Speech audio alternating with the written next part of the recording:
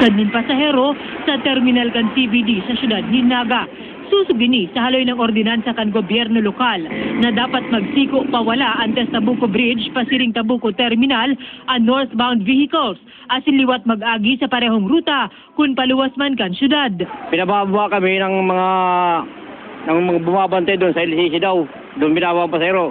Yung mga pasahero nagagalit kasi sasakay sila Tabaco, Legazpi, nagtatricycle pa sila. Ay kung dito sila sa terminal namin magbababa, wala lang sila, diretso, walang gastos. Ay kung di kami pupunta doon, initikitan kami. Pirmi naman may nag-aabang na personahe kan PNP at PSO sa tulay kan Tabuco. Tanganig dakupon ang mga nagmamatagas. Arog kan driver na ini kan Sabadong hapon. Naisyuhan siya ng ticket. May-ari ng kasi kami nag-drive lang naman kami. Wala naman kami sa ano po. Ayun man po nag-ticket. Oo.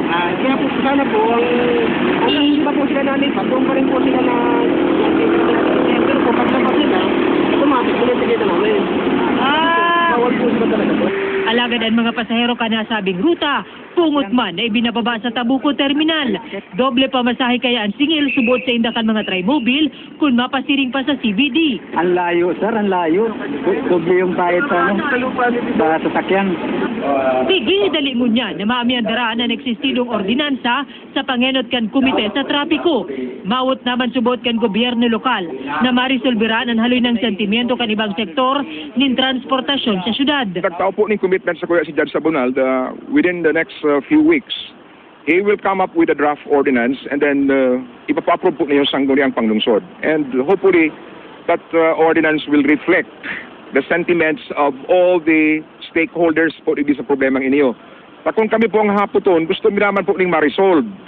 Mientras na pigbibilog ang panibagong ordinansa, pakiolay sa nasa apektadong mga driver asin pasahero, magsunod muna sa pigmamando kan ley.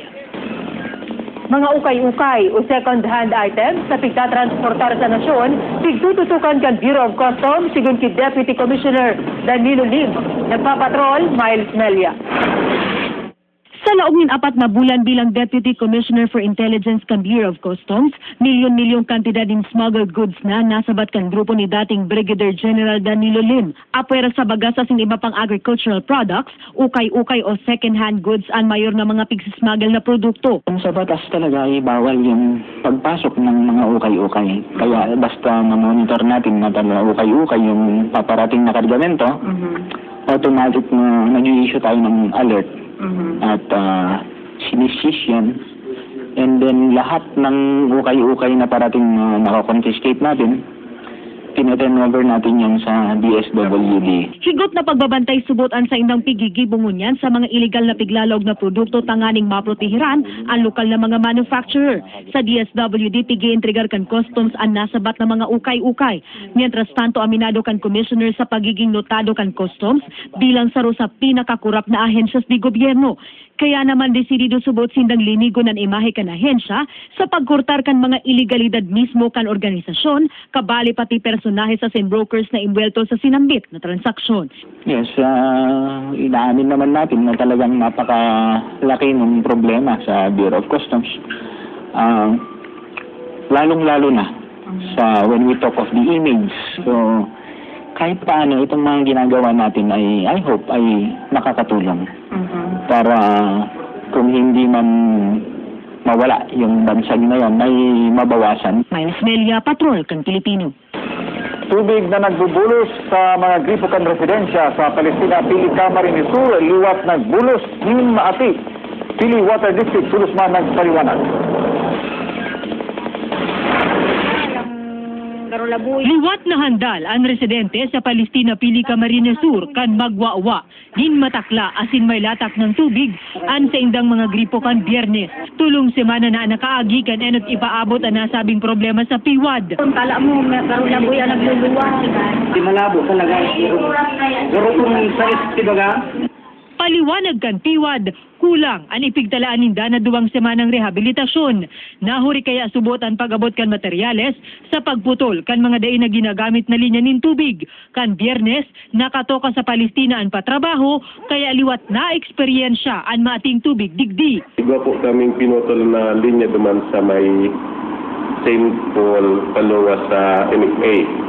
itong sarong linya duman, pigbugtatan po siya ng gate valve para ma-isolate.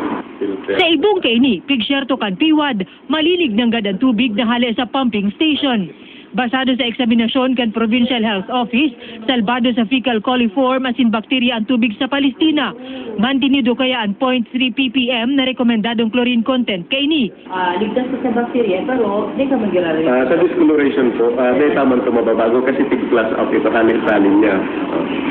Gustong sabihin po, nagdadalagan duman sa tubo na halik duman mismo sa source, chlorinated siya.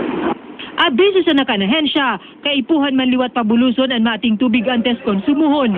Peligroso sa salud ang mga takla, digdi. After siguro na ma-flush out iyan, tapir naman kaming may residual chlorine na minimum 0.3 duman sa farthest point, dahil man po kitang produkto, tabang talagang tubig. Sa masunod na semana, piglalao man na maibabalik na liwat sa normal ang tubig sa Palestina. Good news naman kita.